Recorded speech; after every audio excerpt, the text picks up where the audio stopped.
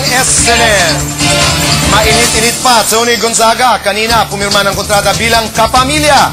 Kabilang sa contract signing ang mga magulang ni Tony at ang ABS-CBN Channel Head na si Miss Cory Vidanes, Entertainment Production Head, Miss Linggitan at mga business unit heads na sina Louie Andrada at Joyce Liquisha.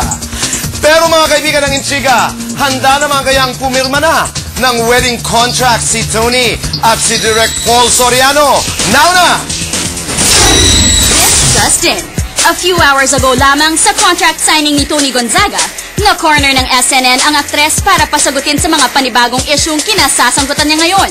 Ikakasal na nga ba sila ni Direk Paul Soriano? Papasukin na nga rin ba niya ang pagpapasexy? Si Tony may mga bagong revelations exclusive.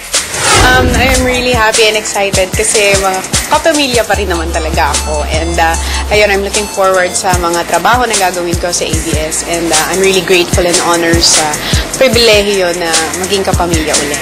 Do you acknowledge na may competition, mahigpit ang competition sa showbiz?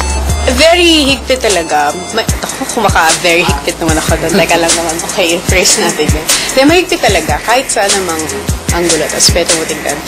Sa industriyang ito, mahigpit talaga ang competition. And siguro, imbes na mag-compete ka sa mga kapwa-artista mo, mas maganda yung mag-compete ka sa sarili mo. Kasi kumbaga, mas doon ka mag-i-improve, mas doon mo mapagbubuti yung craft mo, and ayun, doon ka mag-grow as an artist. Kasi di ba, pumirma ka ng kontrata ngayon sa email.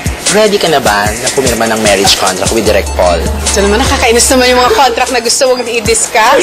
Wala mang mga ganong contract. Matagal pa yon. Sa kapamilya contract muna tayo mag-concentrate. Pero yan ang mas exciting na contract, Tony. Alam niyo po mga kaibigan, naging excited ako kay Tony when talk started to, to circulate that parang may interest siya pasukin ang politika. We'll talk about it, Tony. Veteran actress at ang kanyang anak kinasuhan ng robbery. Ang nakakagulat na balita mula kay Mario Dumawal. Now na! Sentro muli ng balita si Amalia Fuentes dahil sa pagkadawit niya at anak niya si Jeric Stevens sa kasong pagnanakaw sa opisinang pinamahalaan daw ng ex-partner niya si Joey Stevens. Nag-bail na ang mag-ina ng 24,000 pesos. Giit ni Amalia, hindi ito pagnanakaw dahil conjugal property nila ang tanggapan. Para sa movie queen, lintik lang ang walang ganti.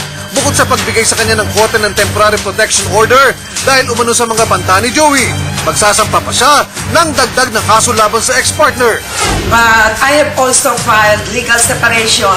I am going to file perjury for all these cases that he has filed against us, pati itong annulment. I told my lawyer to go ahead with the concubinates case. I have solid evidence,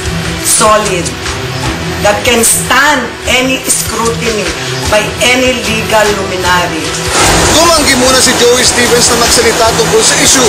Gusto daw muna niya makita ng personal kung ano ang sinabi ni Amalia sa telebisyon bago siya mag-react bukas.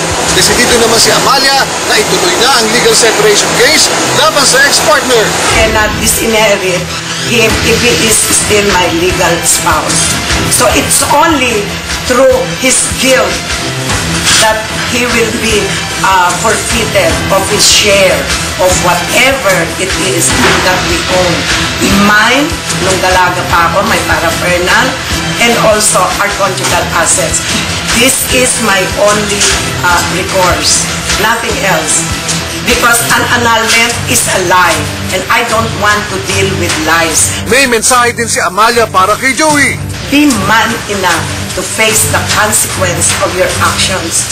You have to be responsible for your first family. Ito si Mario Dumawal para sa SNN Showbiz News ngayon. Isang secret project na napokwang at po na ang dulot ay kakaibang ganda. Sinimula na. Pasukin natin. Mga kaibigan, sa pagbabalik po ng SNN.